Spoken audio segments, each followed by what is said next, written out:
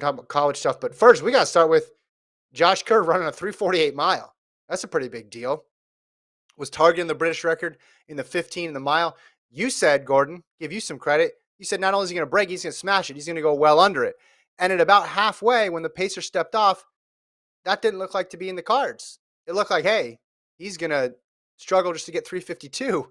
But he turned things up the last 4 laps, dropped an insane negative split to go 348.87. So now he's only behind Kajelka and Garouge on the all-time list.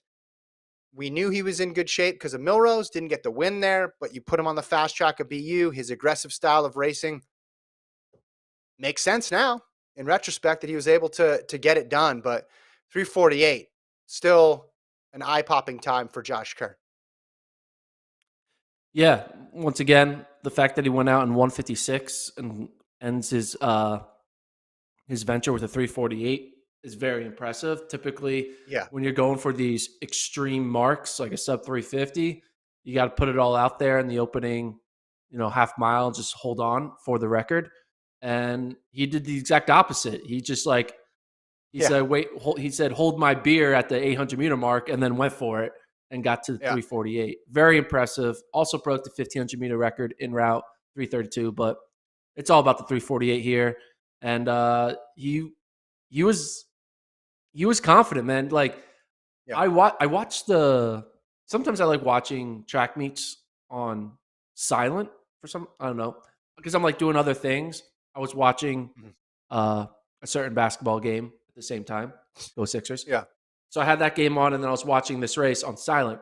And when I was watching the second half of the race, when he was by himself, I was like, it looks like he's struggling. It looked like he was hitting a wall. I was like, oh, he's going to run like 3:53. But then I looked at, with the lap to go, I was like, wait a minute. He just needs to run like 30 seconds, and he's going to break the record. Wait, he's probably going to close quicker than that. And I was kind of like, the visual did not meet what the time was for some reason. I don't know if it's because he was by himself for a majority of that second half, because he had to do all that work. Sure, he had his teammate Walid Suleiman, rabbit him through the first half of the race, but he was all alone. No one was really with him. Typically, a lot of the times during these quicker races, you might have like 3 people who are kind of single file in the second half of the race, but no, it was just him by himself with his own thoughts, just chasing a mark, and it was hell of impressive. 3:48, again, we know shoes, as you can see, they point out the shoes there, the Brooks shoes. That's always going to be the asterisk that people put on all fast times. But man, he did that solo, number 3 all time in the world. Only Kajelcha's the only one who go in the 3:47s.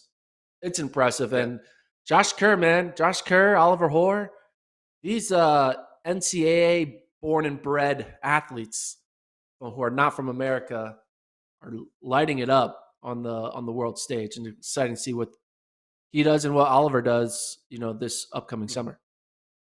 And podcasters too. NCAA podcast.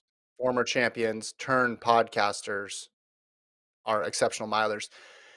The reason I don't think it looked that fast in those latter stages is because the acceleration came from lap 4 to lap 5, because he goes from a 29 low to a 27, and then he stays at a 27. Like, that's where the record was broken. The record was broken in laps 5 and lap 6, and he did actually slow in 7 and 8, but he didn't get back into the 29s, and by that point, he was moving. I talked about it on This Week in Track, which you can find on our YouTube page as well too. The level of confidence you have to have going into a race to write British record on your spikes is ridiculous. Absolutely ridiculous. The only level up you could go from here is if he had I guess if he did a TO and he had the Sharpie in his sock, that wouldn't have been as confident, because then if the race ends and you don't get the British record, you can just forget all about it. Like, he puts it on his shoe in permanent marker before the race starts. And we know Kerr, he's a confident guy. But it's one thing to say you're going to do it, and it's a whole other thing to write it down physically on your shoe before you run. I mean, this is the sign of a man who is very, very, very sure of his abilities. And I love it. I think it's a uh, it made indoors really fun this year, and I'm excited for more battles outdoors between him and Hoare, and then going outside of the U.S. based athletes, Ingebrigtsens and Chariots of the world. Can they close that gap? Is it going to be Ingebrigtsen and Chariot just this year, or have Kerr and Hoare proven this indoor season that they can close that gap? Yeah, I mean, it's going to be interesting. I'm really excited for Hora and Kerr to race Ingebrigtsen for the first time whenever we're going to get it, Yeah, whether it's April, May, June.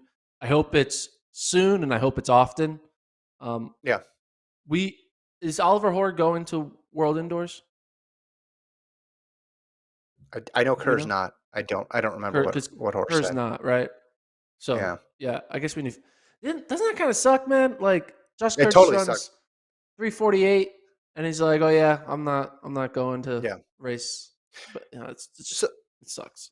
Ingebrigtsen's 3:30.6. That's pretty close to 3:48 in the mile. I mean, it's faster, equivalent, different tracks, different setups, but in the same in the same ballpark. The amount of people who could time trial at 3:48 right now in the mile indoors, pretty short list of folks. And I think Ollie Hoare could go faster because Ollie Hoare runs the 350 at Melrose, not at BU, and runs it in a regular type race. Yeah, there was a rabbit, but it wasn't set up like this.